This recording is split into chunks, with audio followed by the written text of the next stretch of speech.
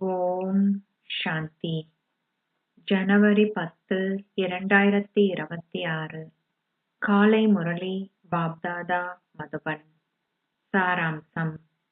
இனிய குழந்தைகளே, உங்களுடைய நினைவு யாத்திரை மிகவும் மறைமுகமானது.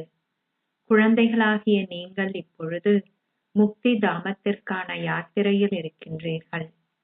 கேள்வி: நீங்கள் பௌதீக உலகவாசிகளிலிருந்து சூட்சும உலகவாசிகளாக ஆகுவதற்கு செய்ய வேண்டிய முயற்சி என்ன? பதில்: சூட்சும உலகின் தேவதைகளாக ஆகுவதற்கு உங்களுடைய ஒவ்வொரு எலும்பையும் ஆன்மீக சேவைக்கு அர்ப்பணியுங்கள். உங்களுடைய எலும்புகளை அர்ப்பணிக்காமல் உங்களால் தேவதையாக முடியாது. ஏனெனில் தேவதைகளுக்கு தசைகளோ அல்லது எலும்புகளோ கிடையாது. ததீசி முனிவர் செய்ததைப் போன்று நீங்கள் உங்களுடைய எலும்புகளை இந்த எல்லையற்ற சேவைக்கு பயன்படுத்த வேண்டும். அப்பொழுதே நீங்கள் சரீரதாரிகளில் இருந்து சூட்சுமமானவர்களாக ஆகுவீர்கள். பாடல்: ஓ மனமே, பொறுமையாக இரு, உங்களுடைய சந்தோஷ நாட்கள் வரவுள்ளன. ஓம் சாந்தி. குழந்தைகளாகிய நீங்கள் பொறுமையாக இருப்பதற்கான சமிக்கையை இப்பாடலில் இருந்து பெற்றீர்கள். ஸ்ரீமத்தின் அடிப்படையில் நீங்கள் முயற்சி செய்கிறீர்கள் என்பது குழந்தைகளாகிய உங்களுக்கு தெரியும். நீங்கள் இந்த மறைமுகமான நினைவு யாத்திரையில் இருக்கின்றீர்கள் என்பதும் உங்களுக்கு தெரியும். ஏனைய யாத்திரைகள் அவற்றின் சொந்த நேரத்தில் முடிவடைய வேண்டும். உங்களைத் தவிர வேறெவருக்கும் இந்த யாத்திரையைப் பற்றி தெரியாது என்பதே இதன் பிரதான விஷயம். நீங்கள் நிச்சயமாக இந்த யாத்திரையில் செல்ல வேண்டும். நீங்கள் வழிகாட்டியாக இருப்பவரையும் கொண்டிருக்க வேண்டும். பாண்டவ சேனை என்று உங்களுக்கு பெயரிடப்பட்டுள்ளது. நீங்கள் இப்பொழுது யாத்திரையில் இருக்கின்றீர்கள். பௌதீக யுத்தத்திற்கான கேள்வி ஏதும் இல்லை. இங்கே அனைத்தும் மறைமுகமானது. இந்த யாத்திரையும் கூட மிகவும் மறைமுகமானது. தந்தை கூறுகிறார், என்னை நினைவு செய்யுங்கள், நீங்கள் என்னை அடைவீர்கள் என்று சமய நூல்கள் கூறுகின்றன. அதுவும் கூட ஒரு யாத்திரையே ஆகும், இல்லையா?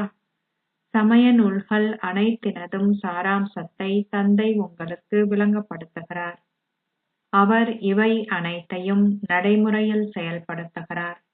ஆத்மாக்களாகிய நாங்கள் எங்களுடைய நிர்வாண தாமத்திற்கு யாத்திரை செல்ல வேண்டும். நீங்கள் இதைப் பற்றி சிந்தித்தால் உங்களால் அதை புரிந்து கொள்ள முடியும். இதுவே முக்தி தாமத்திற்கான உண்மையான யாத்திரையாகும். அனைவரும் முக்தி தாமத்திற்கு செல்ல விரும்புகிறார்கள்.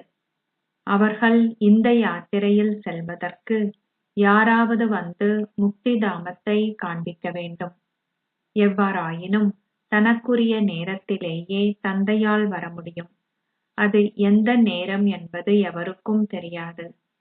தந்தை வந்து விளங்கப்படுத்தும் பொழுது இதுவே நினைவு கூறப்படுகின்ற உண்மையான யாத்திரை என்பதில் குழந்தைகளாகிய நீங்கள் நம்பிக்கை கொள்கிறீர்கள். கடவுள் இந்த யாத்திரையை எங்களுக்கு கற்பித்தார். மன்மனா பவ், மதியாஜி பவ். உங்களுக்கு இந்த வாசகங்கள் மிகவும் பயனுள்ளவை. அவற்றை பேசியவர் யார் என்பதே செய்த ஒரேயொரு தவறாகும். அவர் கூறுகிறார், உங்களது சரீரத்தையும் சரீர உறவினர்கள் அனைவரையும் மறந்துவிடுங்கள். இவருக்கும் பிரம்மா பாபா ஒரு சரீரம் இருக்கிறது. அவர் தனக்கென சொந்தமான ஒரு சரீரமற்ற வேறொருவர் ஆவார். இவருக்கு விளங்கப்படுத்துபவரும் அவரே ஆவார். அந்த தந்தைக்கு ஒரு சரீரம் இல்லை. அவருக்கென சொந்தமான ஒரு சரீரம் இல்லை. ஏனைய அனைவருக்கும் ஒரு சரீரம் உள்ளது. முழு உலகமும் ஒரு களரி, புகைப்படங்களின் கூடம் ஆகும். இந்த மனித ரூபம் ஒரு உருவம் அற்றவராலும் உருவத்தாலும், அதாவது உயிரற்ற சரீரத்தாலும் ஆத்மாவாலும் ஆக்கப்பட்டுள்ளது. அந்த தந்தை ஒரு சரீரமற்றவர். அவர் இந்த உருவத்தின் சரீரம் ஆதாரத்தை எடுக்க வேண்டியுள்ளது என அவர் விளங்கப்படுத்துகிறார். மகாபாரத யுத்தம் நடந்த பொழுதே கடவுள் இதனை கூறினார் என சமய நூல்களில் எழுதப்பட்டுள்ளது. அவர் ராஜயோகத்தை கற்பித்தார். எனவே ஓர் ராஜ்யமும் நிச்சயமாக ஸ்தாபிக்கப்பட்டது. இப்பொழுது ராஜ்யம் எதுவும் இல்லை. கடவுள் புதிய உலகிற்காக ராஜயோகத்தை கற்பித்தார். ஏனெனில் விநாசம் முன்னால் நிற்கின்றது. ஸ்வர்க்கம் ஸ்தாபிக்கப்பட்டு கொண்டிருக்கும் வேளையில் அது அவ்வாறு நடந்ததாக விளங்கப்படுத்தப்பட்டுள்ளது. லக்ஷ்மியினதும் நாராயணனினதும் ராஜ்யம் ஸ்தாபிக்கப்பட்டது. அப்பொழுது சத்தியயுகம் இருந்ததென்பதும் இப்பொழுது அது கலியுகம் என்பதும் உங்களது புத்தியில் உள்ளது. தந்தை இப்பொழுது அதே விஷயங்களை விளங்கப்படுத்துகிறார். உங்களை மீண்டும் அழைத்து செல்வதற்காக பரந்தாமத்திலிருந்து அவர் வந்திருப்பதாக வேறெவராலும் கூற முடியாது. பரமாத்மாவாகிய பரம தந்தையினால் மாத்திரமே இதனை பிரம்மா மூலமாக கூற முடியும். அவரால் இதனை வேறொருவர் மூலமாகவும் கூற முடியாது. சூட்சும உலகில் பிரம்மா, விஷ்ணு, சங்கரர் மாத்திரமே இருக்கிறார்கள். பிரம்மாவை பற்றி கூறும் பொழுது அவர் சூட்சும பிரம்மா என்றும் இவர் சரீரமுடைய பிரம்மா எனவும் விளங்கப்படுத்தப்பட்டுள்ளது. நீங்கள் இப்பொழுது தேவதைகள் ஆகுகின்றீர்கள். பௌதீக உலகில் தேவதைகள் இருப்பதில்லை. தேவதைகளுக்கு தசையாலும் எலும்பாலுமான சரீரங்கள் இருக்காது. நீங்கள் உங்களது எலும்புகள் முதலானவை அனைத்தையும் ஆன்மீக சேவைக்கு அர்ப்பணம் செய்து பின்னர் தேவதைகள் ஆகுகின்றீர்கள். தற்பொழுது உங்களிடம் எலும்புகள் இருக்கின்றன. ஒருவர் தனது எலும்புகளை சேவைக்காக அர்ப்பணித்தார் என எழுதப்பட்டுள்ளது. அதன் அர்த்தம் நீங்கள் உங்களது எலும்புகளை இல்லாமல் செய்வதாகும். நீங்கள் பௌதீக உலகவாசிகளில் இருந்து சூட்சும உலகவாசிகள் ஆக வேண்டும். இங்கே நாங்கள் எங்கள் எலும்புகளை கொடுத்த பின்னர் சூட்சுமமாக ஆகுகின்றோம். நீங்கள் இச்சேவைக்காக அனைத்தையும் அர்ப்பணிக்க வேண்டும். நினைவில் இருந்தவாறே நாங்கள் தேவதைகள் ஆகுவோம். வேடனுக்கு கொண்டாட்டம், இறைக்கு திண்டாட்டம் என்பது நினைவு கூறப்படுகிறது. தேவதைகள் வேடர்கள் என அழைக்கப்படுகிறார்கள். நீங்கள் மனிதர்களில் இருந்து தேவதைகளாக மாறுகின்றீர்கள். உங்களை தேவர்கள் என அழைக்க முடியாது. இங்கே உங்களுக்கு சரீரங்கள் உள்ளன. இந்நேரத்திலேயே சூட்சும உலகை பற்றி விளங்கப்படுத்தப்படுகிறது. நீங்கள் யோகத்தில் இருந்து தேவதைகள் ஆகுகின்றீர்கள். இறுதியில் நீங்கள் தேவதைகள் ஆகுவீர்கள். அந்நேரத்தில் உங்களுக்கு அனைத்தினதும் காட்சிகள் கிடைப்பதுடன் சந்தோஷத்தையும் கொண்டிருப்பீர்கள். மனிதர்கள் அனைவரும் மரணத்திற்கு இரையாவார்கள். உங்களில் மகாவீரர்களாக இருப்பவர்கள் அசைக்க முடியாதவர்களாக இருப்பார்கள்.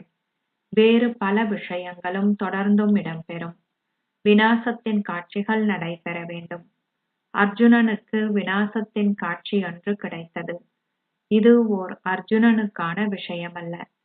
குழந்தைகளான உங்களுக்கு விநாசத்தினதும் ஸ்தாபனையினதும் காட்சிகள் கொடுக்கப்பட்டன.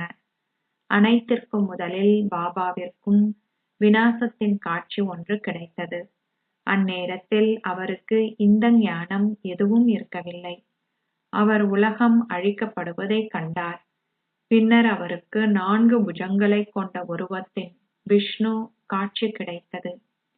விநாசத்தின் பின்னர் நாங்கள் உலக அதிபதிகளாக ஆகவுள்ளோம். ஆதலால் அவர் மிகவும் சந்தோஷமடைந்தார். விநாசம் நல்லதிற்கே என்பது உலகத்திற்கு தெரியாது. அவர்கள் அமைதிக்காக பல ஏற்பாடுகளை செய்கிறார்கள். ஆனால் முடிவில் விநாசம் நடந்தே ஆக வேண்டும். அவர்கள் தூய்மையாக்குபவரை நினைவு செய்து அவரை வரும்படி வேண்டுகிறார்கள். எனவே தந்தை நிச்சயமாக வருவார். அவர் வந்து நாங்கள் ஆட்சி புரியவுள்ள புதிய உலகை ஸ்தாபிப்பார். இது நல்லது இல்லையா? ஏன் அவர்கள் தூய்மையாக்குபவரை நினைவு செய்கிறார்கள்? ஏனெனில் அவர்கள் சந்தோஷமற்று இருப்பதாலேயே ஆகும். தேவர்கள் தூய உலகிலே இருக்கிறார்கள். அவர்களால் தூய்மையற்ற உலகில் தமது பாதத்தை பதிக்க முடியாது. ஆதலால் தூய்மையற்ற உலகம் நிச்சயமாக அழிக்கப்பட வேண்டும். ஒரு மகா விநாசம் ஏற்பட்டதாக நினைவு கூறப்படுகிறது. அதன் பின்னர் என்ன நடந்தது? அவ்வாறே ஒரு தர்மம் ஸ்தாபிக்கப்பட்டது. அப்படி இல்லையா? நீங்கள் இங்கே ராஜயோகத்தை கற்கிறீர்கள். பின்னர் விநாசம் நடைபெறும். பின்னர் பாரதத்தில் யார் எஞ்சுவார்கள்?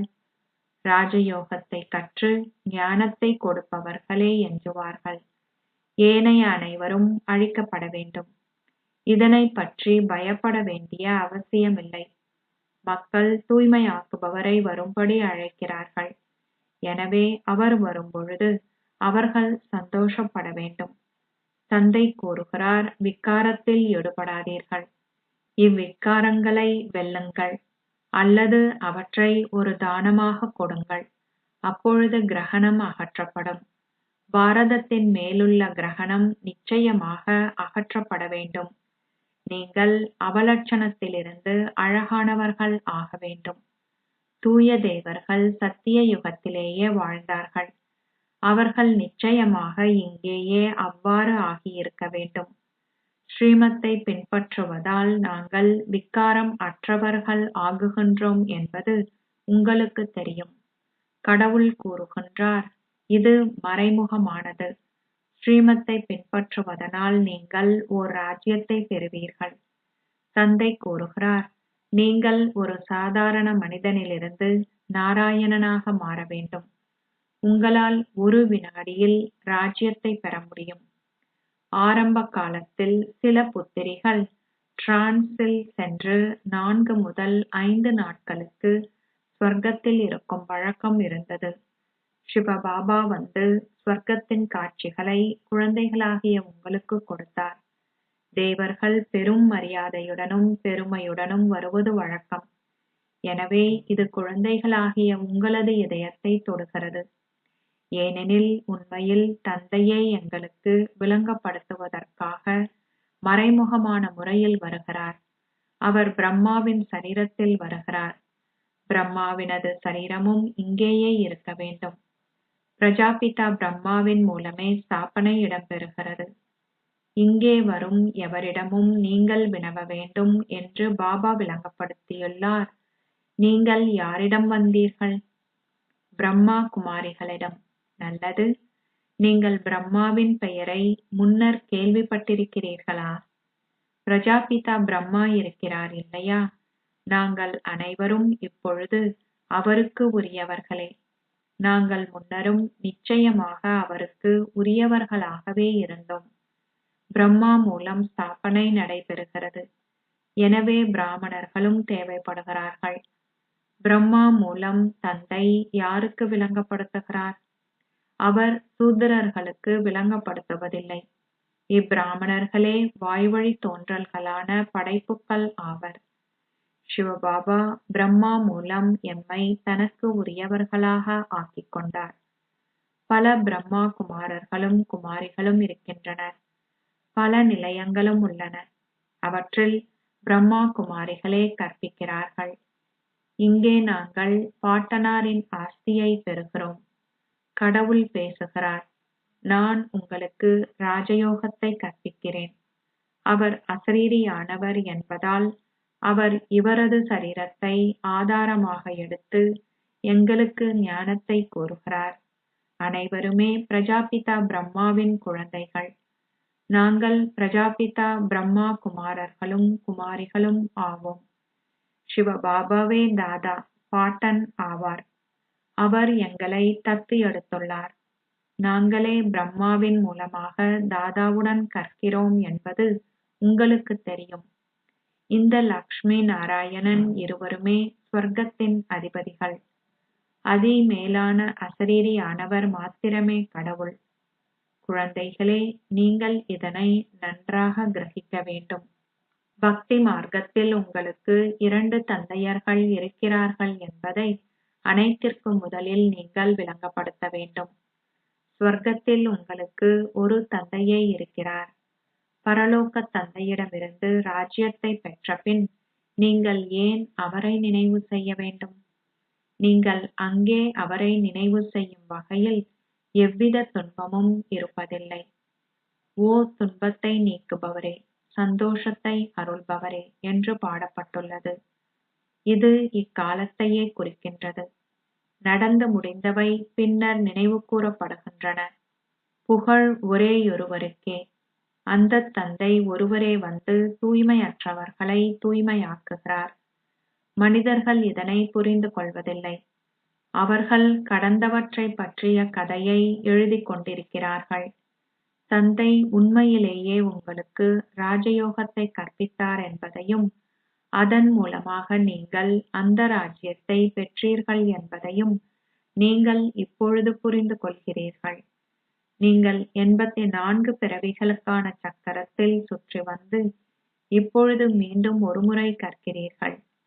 பின்னர் நீங்கள் 21 பிறவிகளுக்கு ஆட்சி புரிவீர்கள். நீங்கள் அவர்களைப் போல தேவர்கள் ஆகுவீர்கள். முன்னைய கல்பத்திலும் நீங்கள் அவ்வாறு ஆகினீர்கள். நீங்கள் 84 பிறவிகளுக்கான முழு சக்கரத்தையும் சுற்றி வந்தீர்கள் என்பது உங்களுக்கு புரிகிறது. நீங்கள் மீண்டும் ஒரு முறை சத்திய திரேதா யுகங்களுக்கு செல்ல இருக்கிறீர்கள்.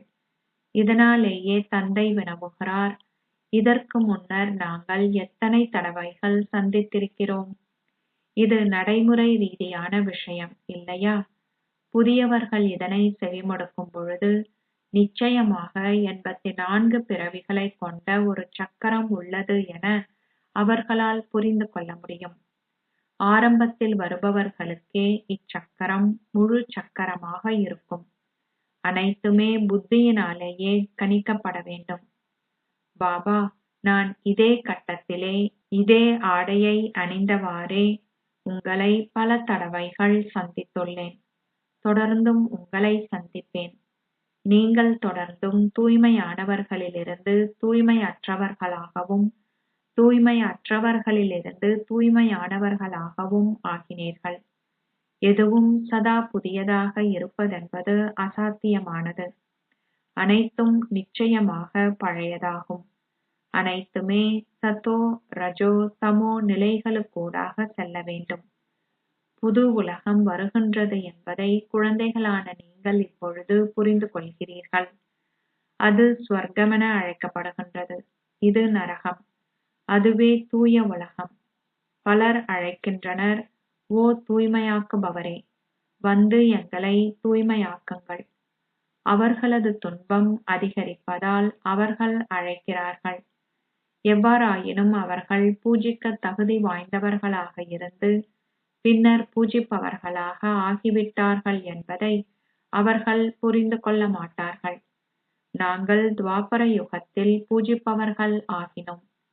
எண்ணற்ற சமயங்கள் தொடர்ந்தும் வருகின்றன. நாங்கள் உண்மையிலேயே தொடர்ந்தும் தூய்மையற்றவர்களிலிருந்து தூய்மையானவர்களாகவும் தூய்மையானவர்களிலிருந்து தூய்மையற்றவர்களாகவும் ஆகுகிறோம். நாடகம் பாரதத்தின் அடிப்படையிலேயே உள்ளது. குழந்தைகளாகிய நீங்கள் இப்பொழுது விழிப்புணர்வை கொண்டிருக்கிறீர்கள். நீங்கள் இப்பொழுது சிவனின் பிறந்த நாளை கொண்டாடுகிறீர்கள். வேறெவருக்கும் சிவனை தெரியாது. எங்களுக்கு அவரை தெரியும். அவர் உண்மையிலேயே எங்களுக்கு ராஜயோகத்தை கற்பிக்கிறார். பிரம்மா மூலமாக ஸ்வர்க்கம் ஸ்தாபிக்கப்படுகிறது. இந்த யோகத்தை கற்று ஸ்தாபனையை நிறைவேற்றுபவர்கள் தமது ராஜ்ய பாக்கியத்தை நிச்சயமாக பெறுவார்கள். உண்மையிலேயே தந்தையிடமிருந்து ஒவ்வொரு கல்பத்திலும் இந்த ராஜயோகத்தை கற்கிறோம் என நாங்கள் கூறுகிறோம். 84 பிறவிகளின் சக்கரம் இப்பொழுது முடிவிற்கு வருகின்றதென பாபா விளங்கப்படுத்தியிருக்கிறார். பின்னர் நாங்கள் புதிய சக்கரத்தில் சுற்றி வர வேண்டும்.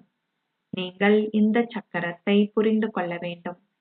இப்படங்கள் உங்களிடம் இல்லாவிட்டாலும் உங்களால் இவ்விஷயங்களை விளங்கப்படுத்த முடியும். இவ்விஷயங்கள் மிக எளிதானவை. பாரதம் உண்மையிலேயே ஸ்வர்க்கமாக இருந்தது. இப்பொழுது அது நரகமாக உள்ளது. கலியுகம் இன்னும் தனது குழந்தை பருவத்தில் இருக்கின்றது என மக்கள் நம்புகிறார்கள். இது கலியுக முடிவு என நீங்கள் கூறுகிறீர்கள். சக்கரம் இப்பொழுது முடிவிற்கு வருகிறது. தந்தை கூறுகிறார், இத்தூய்மையற்ற உலகை தூய்மையாக்குவதற்கே நான் வந்துள்ளேன். நாங்கள் தூய உலகிற்கு செல்ல வேண்டும் என்பது உங்களுக்கு தெரியும். முக்தி தாமம், ஜீவன் முக்தி தாமம், அமைதி தாமம், சந்தோஷ பூமி, துன்ப பூமி என்பனவற்றை நீங்கள் புரிந்து கொள்கிறீர்கள். எவ்வாறாயினும் உங்களது பாக்கியத்தில் இல்லாவிட்டால் ஏன் நான் சந்தோஷ பூமிக்குள் செல்லக்கூடாது என்ற எண்ணம் தோன்றாது. அந்த சாந்தி தாமம் உண்மையிலேயே ஆத்மாக்களாகிய எங்களது வீடாகும். ஆத்மாக்களுக்கு அங்கே புலனங்கங்கள் இல்லாததால் அவர்கள் எதையுமே கூறுவதில்லை. அங்கே அனைவரும் அமைதியை பெறுகிறார்கள். சத்திய யுகத்தில் ஒரு தர்மமே இருக்கிறது. இந்த உலக நாடகம் அனாதியானதும் அழியாததும் ஆகும். அது தொடர்ந்தும் சுழல்கிறது. ஆத்மாக்கள் ஒரு பொழுதும் அழிக்கப்பட மாட்டார்கள்.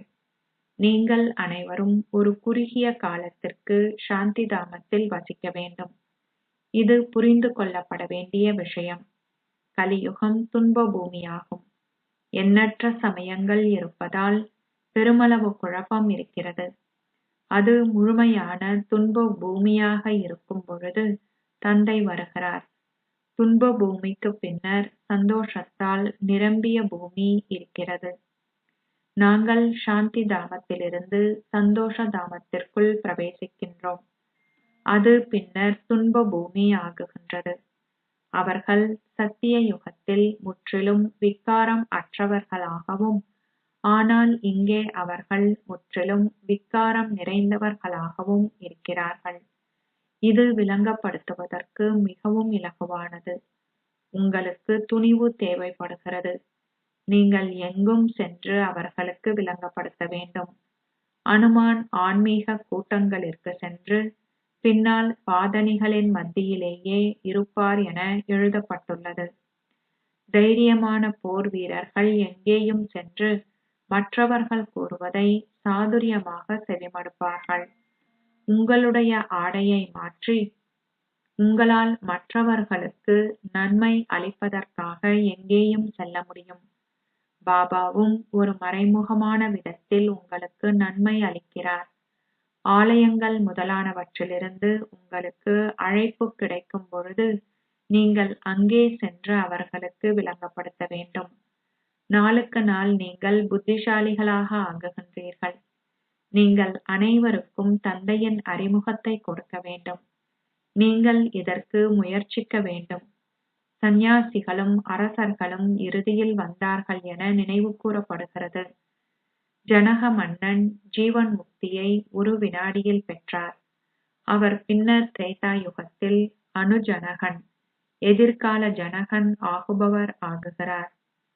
அச்சா, இனிமையிலும் இனிமையான அன்புக்குரிய, எப்போதோ தொலைந்து இப்போது கண்டெடுக்கப்பட்டிருக்கும் குழந்தைகளுக்கு உங்கள் தாய் தந்தையாக இருக்கும் பாப் தாதாவின் அன்பும் நினைவுகளும் காலை வந்தனங்களும். ஆன்மீக தந்தை ஆன்மீக குழந்தைகளுக்கு நமஸ்தே சொல்கிறார். ஆன்மீக குழந்தைகள் ஆன்மீக தந்தைக்கு நமஸ்தே சொல்கின்றனர். தாரணைக்கான சாராம்சம். 1. இறுதி விநாசத்தின் காட்சிகளை காண்பதற்கு உங்களது சிதையை மகாவீரரைப் போல் பயமற்றதாகவும் அசைக்க முடியாததாகவும் ஆக்குங்கள். ஒரு மறைமுகமான முறையில் நினைவு யாத்திரையில் இருங்கள். 2. சூட்சும உலகவாசியான ஒரு தேவதை ஆகுவதற்கு ததீசி ரிஷி செய்ததைப் போல உங்களது ஒவ்வொரு எலும்பையும் எல்லையற்ற சேவைக்கு அர்ப்பணியுங்கள். ஆசீர்வாதம். முதல் ஸ்ரீமத்தில் விசேஷ கவனம் செலுத்துவதன் மூலம் உங்கள் அத்திவாரத்தை உறுதியாக்கிக் கொள்ளும் ஓர் இலகு யோகி ஆகுவீர்களாக. பாப்தாதாவின் முதல் இலக்க ஸ்ரீமத். உங்களை ஓர் ஆத்மா என கருதி தந்தையை நினைவு செய்யுங்கள். உங்களை ஓர் ஆத்மா என கருதுவதற்கு பதிலாக உங்களை நீங்கள் ஒரு சாதாரண மனிதரென கருதினால் உங்களால் நினைவு செய்ய முடியாது.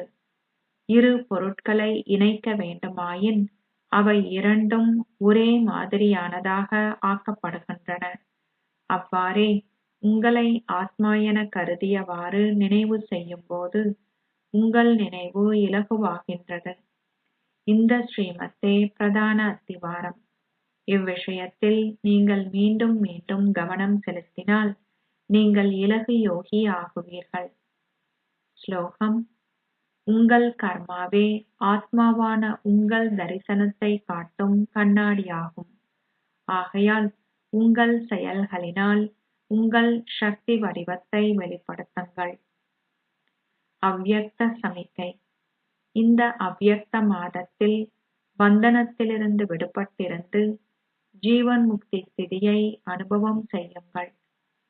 பிராமணர்கள் என்றால் தேவதைகள் என்று அர்த்தம். அதாவது வாழ்க்கையில் எந்த பந்தனத்தையும் கொண்டிருக்காது ஜீவன் முக்தி அடைந்தவர்கள். அவர்கள் எவ்விதமான சரீரத்தின், சரீர உறவினர்களின் அல்லது சரீர உடைமைகளின் பந்தனத்தையும் கொண்டிருப்பதில்லை. உங்கள் சரீரத்தின் சகல பற்றையும் நீங்கள் முடிக்கின்ற போது பந்தனங்களும் பௌதீக உடைமைகளும் இயல்பாகவே முடிந்துவிடும். நான் முயற்சிக்கிறேன், கோஷிஷ் என்று கூறாதீர்கள். முயற்சி என்ற வார்த்தை இன்னமும் உலகத்தின் மீது ஈர்ப்பு காஷிஷ் உள்ளது என்பதை நிரூபிக்கிறது.